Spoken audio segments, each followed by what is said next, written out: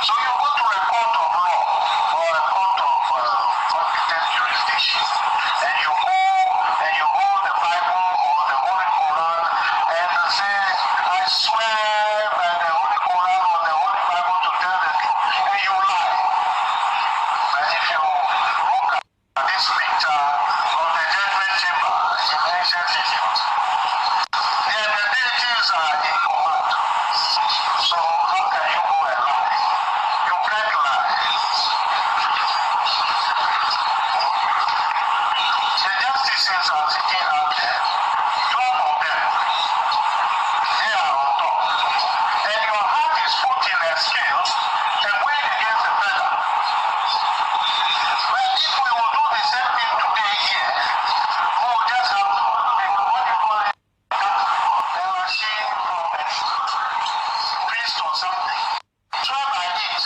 Or I swear by Antonia that the evidence I'm going to give is the truth and nothing else but the truth. If you lie, like Ananias in the Bible, what happens to you? You have to fall dead. And that's where they said the wages of sin is death.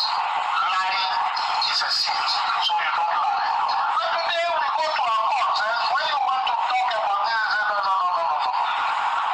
But when you go to our shrines, they have a court of palm oil.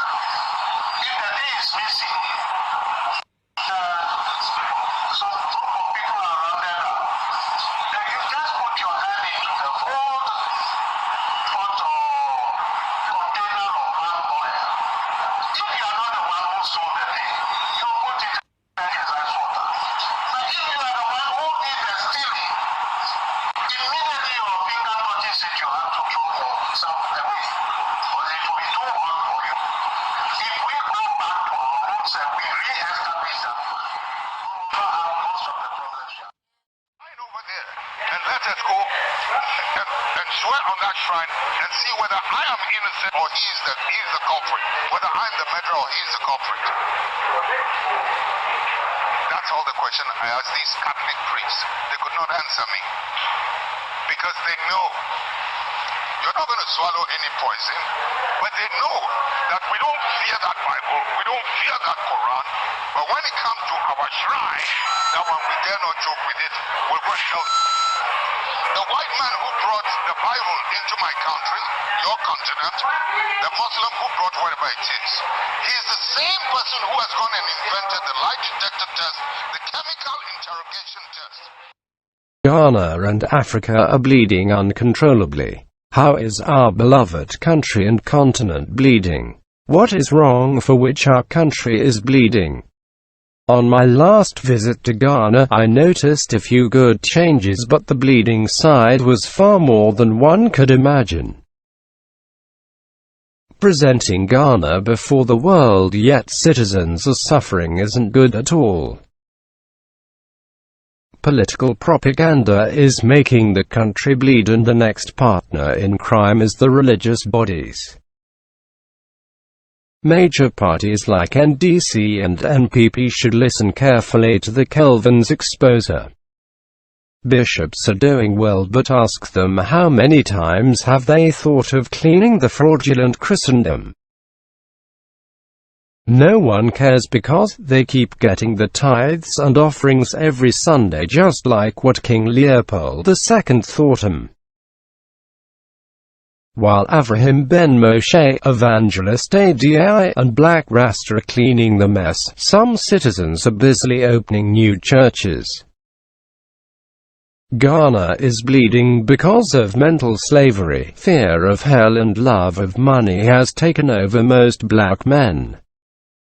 Ghana is bleeding because most traditional leaders neglect our precious tradition and embraced money.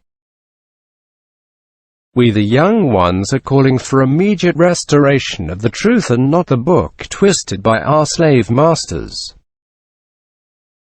We want wages of sin is death to be reinstituted within our community. Don't get me wrong, but when you enter the most peaceful city on earth called Nogokpo, you'll understand me well. When you miss a valuable item and there is no hope of getting it back, then you will see the priceless power that is free from Mother Nature. Criminals came into our country and ransacked all our shrines and replaced them with the twisted Bible.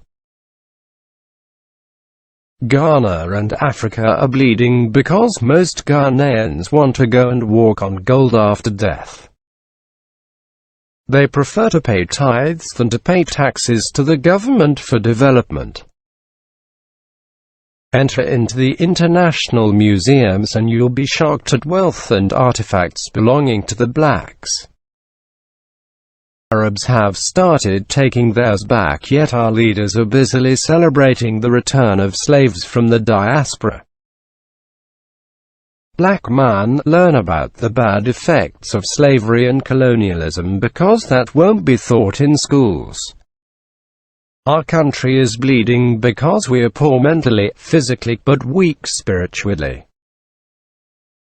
Take out the fear of hell and the fake mindset of going to walk on gold when British called you Gold Coast equals Ghana.